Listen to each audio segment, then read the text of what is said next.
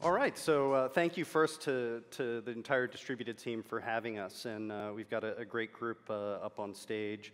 I'm Greg Xethalis of Chapman and Cutler. I'm an attorney at a firm that deals with clients across the financial services spectrum, and I deal with investment management products and also with crypto assets and folks looking to play in the digital asset space. Brian, you want to introduce yourself? My name's Brian Forde, and I was co-founder of the Digital Currency Initiative at MIT. And before that, I was the guy who wrote the White House memo on Bitcoin and blockchain, had to brief Barack Obama on Bitcoin. And most recently, I ran for Congress. Bloomberg named me the crypto candidate for Congress because we took so many contributions in crypto. John? Yeah, I'm John Collins. I'm former head of policy at Coinbase. I'm with the Berkman Klein Center at Harvard University and a partner at FS Vector, which is a compliance and regulatory advisory firm in Washington. Great. So we've been tasked with discussing how to develop a global framework for crypto assets that both allows regulators to fulfill their mandates as well as promoting innovation or doing that without stifling innovation. And we've got about 27 minutes, so we should be able to cover everything. But let's start, Brian, with you and your most recent experience as the crypto candidate and what you learned about how citizens engage with the process. Sure. Dumb question. How many of you guys own crypto? That's almost every hand. How many of you have made a political contribution? A lot fewer. How many of you have made a political contribution in cryptocurrency? 0 of you. But what's interesting is I think I was looking at the panels, almost every panel had a person who donated to my campaign in crypto. And what we kind of broke down was we accepted it in mass scale. I think there's about 20% of our contributions, or maybe about $350,000 came from in cryptocurrency. And just 2 days ago, we had Congressman Brad Sherman say that he wanted to ban Bitcoin and, well, I think all cryptos and ban mining. Now, he's a Democrat, I'm a Democrat, and so, what we quickly learn is that Republicans, Democrats can both say stupid-ass shit. And it doesn't matter what party you're from. And, but what you also have to note is that his biggest donor is a credit card company. And so you have to start to think about, how engaged are you with the political process? How engaged are you with your local member of Congress? And this doesn't sound fun and it doesn't sound sexy, but you're going to continue to have elected officials say stupid-ass shit if you're not talking to them, if you're not having a conversation with them. And we as a community need to be more proactive in having these conversations. And it turns out, if you can accept crypto, that turns out to be the killer app for candidates and elected officials. They start to understand it. They start to appreciate it, and they start to learn from it. And what we're starting to see as a result of our campaign is that we've got candidates and elected officials across the country, including the future governor of California, Gavin Newsom, who's accepting cryptocurrency. And once they start to understand it, it gets them to a better place so that they're on the right side of history for technology. And it's one component of how we build a framework is engaging with the legislators. But John, you started on the Hill, and that was your point of intro to crypto back in 2013-14. The framework that develops, and I note very quickly that we're all US persons up here. We'd hope to have Sunny Liu from Vechain with us to give an international perspective. But we all, while working in this space and representing clients or representing ourselves, deal with a technology that by its very nature is without borders and is multi-jurisdictional. And you have to learn with the international framework. But when we're talking about the US framework, there are legislators, there are policymakers, and then there are regulators. And those three roles are different. They move at different paces, and they have different concerns. So you've engaged really probably more with all three sides than most in this space. Yeah, and before I address that, I want to say, I've known Brian a long time. I was on the other side of Pennsylvania Avenue when he was in the White House, and I worked on the Hill. And I was lucky I worked for a very smart, very capable boss. But I got to tell you, there are a lot of members of Congress that are not that smart. And it's a real loss that Brian's not going to DC this time, but I hope you run again, because we need more people that are smart on tech, or smart generally. I think what Brian just said needs to be echoed again. But yeah, I mean, look, the public policy dialogue and the way public policy works is multifaceted, and it's influenced by a lot of different things. But when you hear policy is just frameworks, the way in which we think about things, and that's quick. You can do that like with a snap of your finger. Regulation is rules that are put into place by regulators with authorities that they're already granted. And then legislation is modification or new authorities that elected representatives determine are needed. That tends to be reactive, but also moves very, very, very slowly, especially now in DC. All of these various things are happening in the crypto space, and they're not only happening in the US, from the state level, but it's happening across the world. Yeah.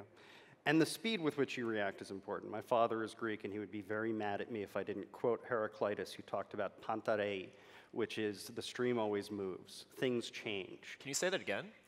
Pantarei. It's very sexy when you said that. That was good. That was good. Try and pronounce Xethalis in the original Greek, and you'll be in for an adventure. But when you're developing policy, legislation, or regulation, it has to be flexible to deal with things that change. So we've heard, for a day and a half now on this stage, that what we're talking about is groundbreaking, but we still don't know what we're going to be talking about next year here in San Francisco, or the year after, or certainly 10 years.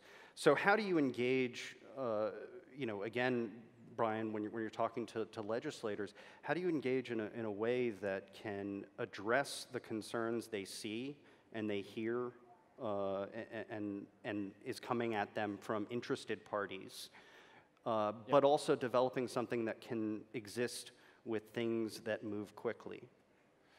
So I think that it's how you frame it. So I think the 21st century tax credit will have nothing to do with taxes, actually. I think it's going to be regulatory arbitrage, and it's going to be the city, the state, or the federal official that competes with creating essentially regulatory sandboxes. And we've seen this with other emerging technologies. Like, this isn't just about crypto. We saw with autonomous vehicles, for example, when the state of California, I think the DMV, pulled the license for Uber. The very next day, I think the governor of Arizona said, well, if you're not welcome in California, you're welcome in the state of Arizona. And so what you're going to see are mayors and governors and other elected officials start to compete for talent, because you guys are massive job creators. Just in the district that I ran in, I went to a crypto meetup, and there are more than 200 entrepreneurs in the room. And each of them were creating their next great company. And if these companies are worth anywhere from $500,000 to $1 million to $5 million bucks, maybe you got about $500 million that's being created in that room alone, in that community. That's a pretty powerful startup community that's creating a lot of value and creating a lot of jobs. And that's how you have to explain it to your elected officials. Talk about, give them real examples and say, have you gone to this meetup? If you bring them to that meetup and they see 200 entrepreneurs coming up with these next great ideas, to them that gives them something tangible. Cryptocurrency is like a hard thing for them to get their head around. It's a hard thing for them to get their head around the technology. It's not hard for them to get their head around a room full of 200 entrepreneurs. So bring them and help educate them so they can see the real activity that you're seeing with your own eyes, but don't take that for granted, that they're actually seeing it, because they're not. Because actually, Justin Newton, who was just on stage, his member of Congress is actually Brad Sherman.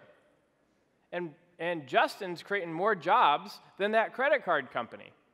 And so Justin, is probably going to take the time to go tell that to Brad and say, hey, bud, you're on the wrong side of history with cryptocurrency, and it's actually a big economic driver in your very own district, that changes the tone. And that's an incredibly effective way to start to communicate with your local legislators. Again, it's not sexy, it's not interesting. You don't want to, it's not enjoyable to be doing this, but you have made a choice to get into an industry that is in a regulatory gray area. It's not legal, it's not illegal, it's just new. And in making that choice, you have to assume some form of responsibility. And part of that responsibility in getting to an emerging technology that is in a legal gray area is owning it and taking the time to go talk to your legislators.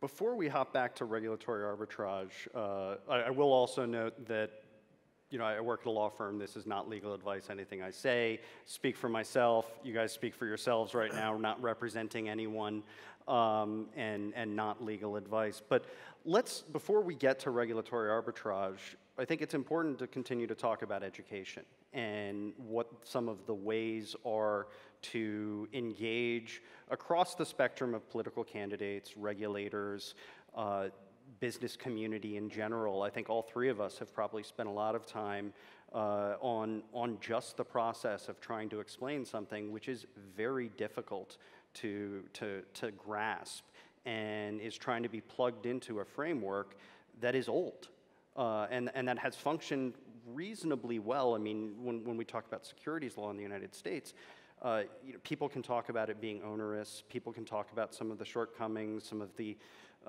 paper that gets produced as part of disclosure or what have you. But it's fostered the largest economic framework in the world. I mean, the US is the financial center, and that's why people want to be here. So how do we go ahead and educate people who will look at a nail and be a hammer? How do you educate them on this new technology? Well, I mean, I'd echo what Brian just said. I mean, you have to personalize it, and you have to show sort of the economic growth that's happening and the entrepreneurship that's being created, and frankly, the capital formation that's occurring. And I think if the internet and the development of the internet has taught us anything, it's that anytime you have the ability to have people interact in a peer-to-peer way, in whatever way that is, whether it's messaging or whether it's a financial transaction, it's going to happen and it's going to grow, and there's going to be capital and economic growth that comes from the nurturing of that innovation. So I think focusing on that is really important. I think too, look, we all on this stage and probably all in this room, I'm sure, have spent a lot of time in this industry. I find it difficult myself to keep track of what's happening. And all of the various actors and all the various innovations and all the various companies that are popping up every single day. So I think one of the things that I've found as I talk to people, whether they're in government or they're in the business community, but they don't know a whole lot about crypto outside of like darknet marketplaces and some of the worst aspects of the industry, describing what those various companies are, describing the buckets and the sectors that have developed in this industry, helping people find the signal from the noise, I think is so crucial, especially for folks that again, are not paying attention to crypto Twitter and shit posting every day. I think that's something that we can all do and that I've found very effective. Yeah, and it's also partially identifying when you're talking to, whether it's a legislator or a regulator, or whether it's US or abroad, understanding what their mission and mandate is, and creating the appropriate analogies to what they've done for the last 3 decades, and trying to explain what the opportunity is, and how you can fit something new and something round into a square peg of a local economy, whether it's a sandbox or otherwise. But when we talk in particular about sandboxes or light touch regulation, whether it's Wyoming here in the US with their recent initiative, or overseas with FINMA and Switzerland adopting a token framework, or Malta putting forward a very regulation or rather industry-friendly bill, this is, again, a technology that operates without borders, and there's a core function that folks who are entrepreneurs have to remember, that just regulation shopping and moving to a Malta or a Wyoming is not going to remove the reach of the global infrastructure from you if you are serving a global population. So how do you pair that from the perspective of trying to develop a framework that uses competition to foster innovation locally, like people bringing more companies and startups into one state versus another, versus the reality that if you're engaging in this industry, you're going to be engaging with the law in each of the states or each of the countries you service. That's a whole lot. So yeah, no, I think you should answer that question yourself, given your expertise. You do it carefully, and you have to do it. You have to do it with an awareness of both the risks as well as the rewards of jurisdiction. So if you're going to enter into a market, you've got to balance what your obligations are, and sometimes you have to choose to not enter into a market. And we've seen that a lot with the securities law side and a lot of the uncertainty around tokens, particularly in the US as well as in mainland China. We're also going to be seeing it on the enterprise solution side when looking at the Eurozone with GDPR issues and data privacy issues, where you'll also have a competition among the states in how they're addressing it. California, your home state, is considering some pretty strong privacy rules that may have an impact on folks who want to use a technology that in certain ways is fundamentally incompatible. There are workarounds, but yeah. So you have to be careful about it. You can't just leap in the Wild West. Yeah, and I think too, to your point, whether it's Wyoming or it's Zug or it's Malta or whatever, there's, you cannot certainly expect that you set up shop and then do whatever the heck you want to do under those laws all across the world and assume that everyone's going to be okay with that. Having said that, there is something to be said for using these jurisdictions as laboratories of democracy, if you will, as we kind of talk about in the States, and pushing the paradigm a little bit and finding new frameworks that might have applicability. I mean, in the US, I don't think I need to tell people in this room just how fragmented the financial regulatory system is from the federal level down to the state level. And I think a lot of folks, and I think crypto, I mean, financial technology is a very broad space, and it's driving a lot of dialogue around sort of modernizing the regulatory system in the United States. But I think crypto is, in my view, probably the most pure distillation of financial technology. And I think it's driven so much of the public policy dialogue around financial services generally in Washington and doesn't get a ton of credit. The Chamber of Commerce this week just came out with principles for thinking about fintech. And two of the things that they mentioned was modernizing the money transmission statute by either federalizing it or allowing for passporting between states, which is absolutely something that should happen. And the second thing is they called ICOs a unique and novel way to create capital formation, and that regulators should be thinking thoughtfully about that. That's crazy. That's the U.S. Chamber of Commerce, which in D.C. is this mega monolith, and for them to sort of be talking thoughtfully and frankly proactively and positively about crypto in that way you would have not seen that 5 years ago in any way. Yeah, and I think the other thing that I think is crazy is that when I'm talking to folks, Americans, they're saying I'm losing out on investing in so many opportunities that represent the next internet because I have an American passport. They want to give up their citizenship. I mean, that is nuts. You want to give up your citizenship to the country that you were raised in, that you were born in, because you're not being able to get into some of the most important technical innovations that we're going to see over the next couple decades. Shame on the U.S. government for not moving quickly enough. And props to these other governments who are. And you mentioned that the U.S. is a leader in finance, but for how long? Mm-hmm. And where is it going? Because it's not staying here, and this is moving quicker. And Matt Rozak, who was up here earlier, said less than 3% of people in Congress have a technical background, and more than 40% are lawyers. Now I'm married to a lawyer, so I literally love a lawyer.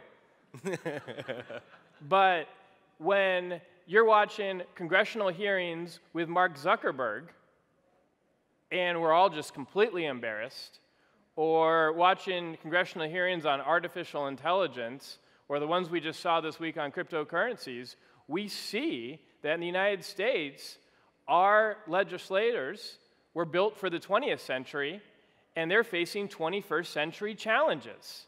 And that is unacceptable. We pride our education system. We want our students to get a rich STEM education. Yet our legislators don't have that same STEM education. How on earth is the United States going to survive going forward? The President of the United States does not even have a science advisor. Doesn't have a chief technology advisor, something that we've had for years. In fact, some would argue that the reason why President Kennedy sent a man to the moon was because one of his closest advisors was a science advisor. He had science close to him. The closer you have science and technology to legislators, to elected officials, the more likely we'll have more moonshots like we did back with Kennedy. But we don't have that right now. In fact, Newt Gingrich closed the Office of, I think, Technological Assessment back in the 90s. So the members of Congress don't even have technical advisors to seek more information and research. This is the world that we're living in, and I go around the world and talk to other governments, and they're just moving 10 times quicker. We're in a world of hurt. And some governments elsewhere which don't deal with the fractured nature of U.S. government and the levels of U.S. government have the ability to move faster. So in Canada, all of the financial services industry is basically in one square, all the big banks and the banking regulators. In Japan, it's similar. Those countries are primed to address things more quickly because they're more centralized. So is education and a proactive role the path forward, or is it trying to move from the U.S. to a more permissive jurisdiction?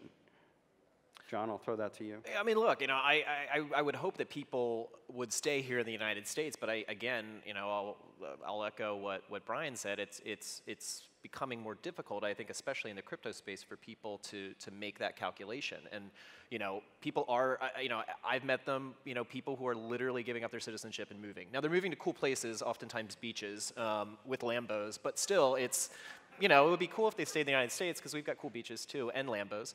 But I think,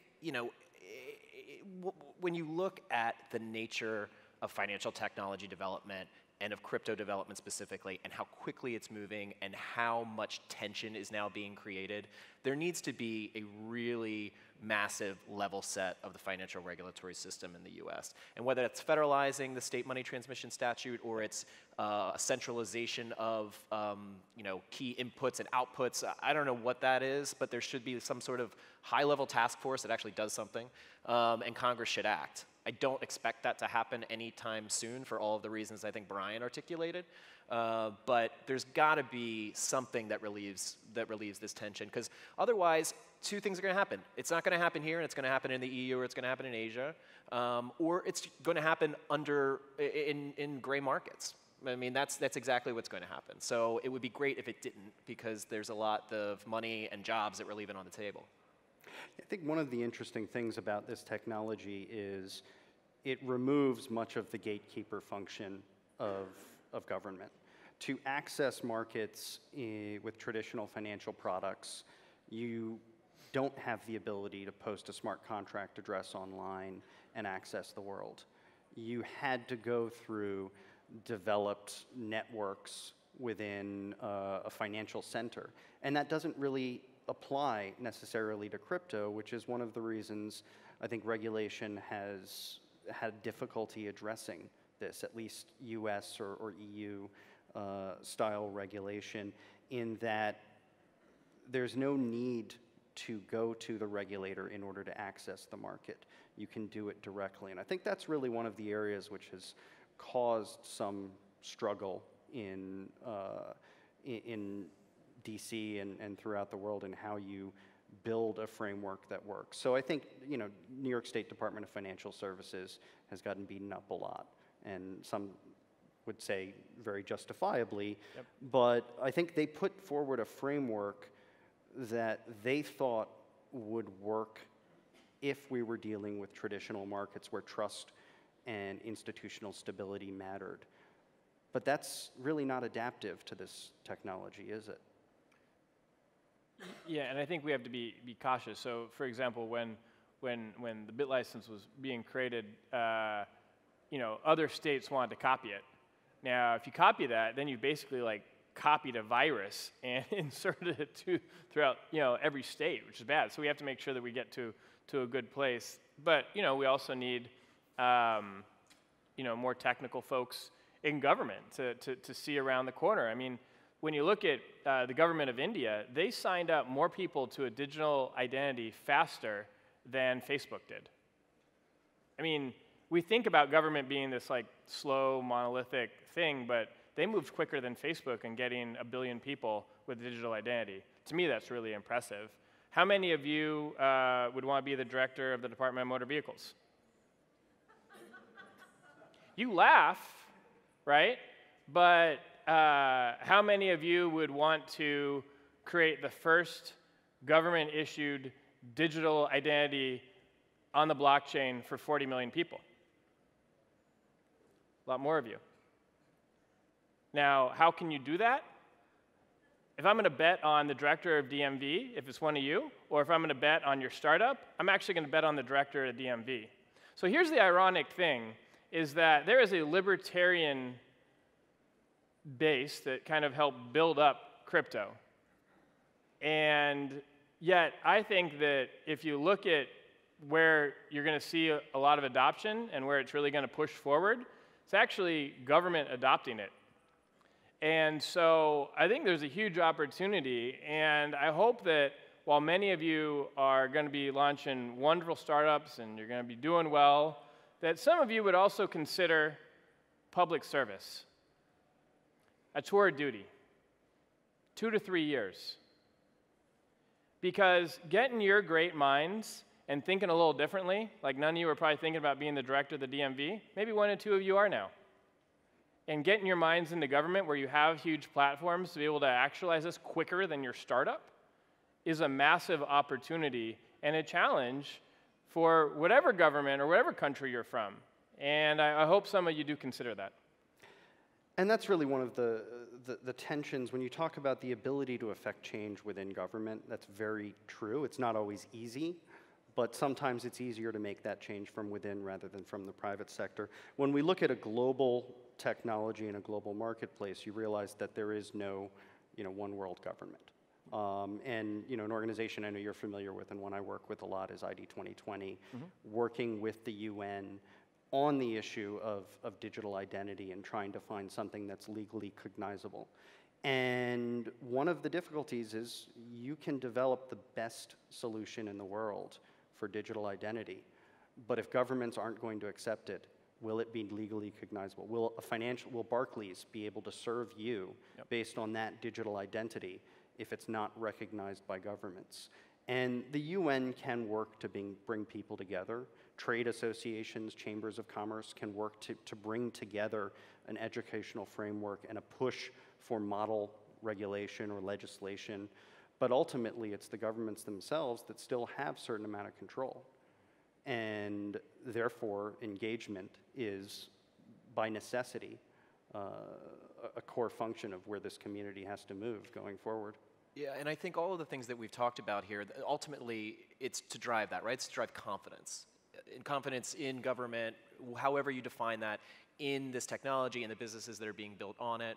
And not only is important for those reasons that you just articulated, but it's also important for investor confidence and consumer confidence that people actually feel safe and are interested in using these products. And in terms of how it deals with the public policy space, and going back to the bit license, pushing policymakers to be flexible and to be nimble is so crucial. Because the bit license, basically once it came out, was already stale.